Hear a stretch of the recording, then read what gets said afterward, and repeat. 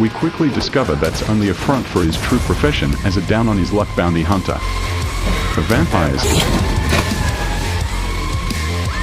wonderful to see some back-to-basics fun in the horror scene in a field currently overrun with indie art house efforts, pointless reboots, and legacy sequels. Indeed, that is all this film ever needed to be, a thrilling, amusing, and nasty little palate cleanser to help you switch off from reality and escape.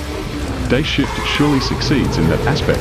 J.J. Perry is making his directing debut with this. He is a stuntman from the 8711 stable to transition into directing, and the film is filled of kinetic camera work, acrobatic stunts, and creative kills thanks to his skill with wire work and realistic effects.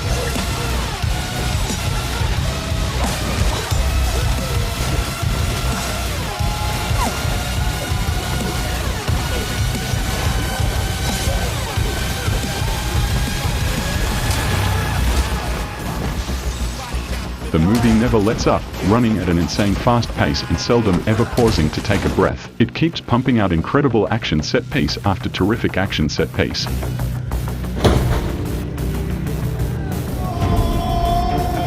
I noticed a messy script, some amusing acting, and silly special effects. These are the drawbacks that it possesses, not really recommendations per se. Even if the movie includes more modern superb drone shots, everything still feels like a relic from the past and has more entertainment value than I'm prepared to acknowledge. It's a pretty simple movie to despise, yet you secretly like it.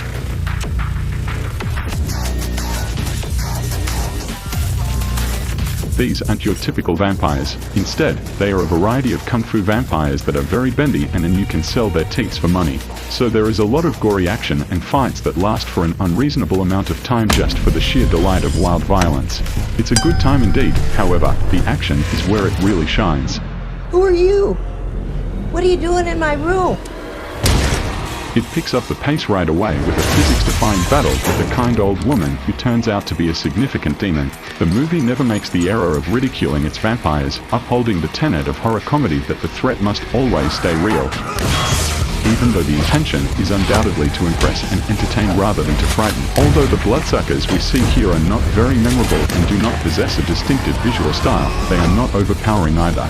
They leave behind, at the very least, a slightly creative interpretation because they are actually rather lethal and move in a very creepy manner.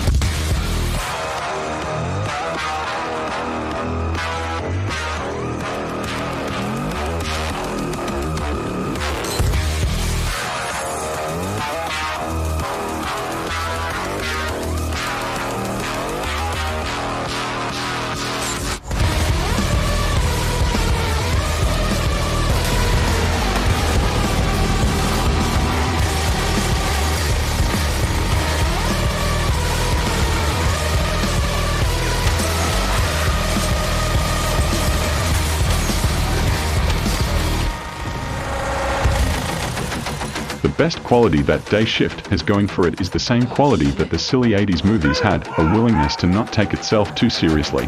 And you can only go so far with it. Who knows though, maybe in 40 years this may also appear better. In hindsight, remember that every so often, a truly bizarre movie would come out, like Return of the Living Dead, which, despite being largely a satire, is nevertheless fantastic.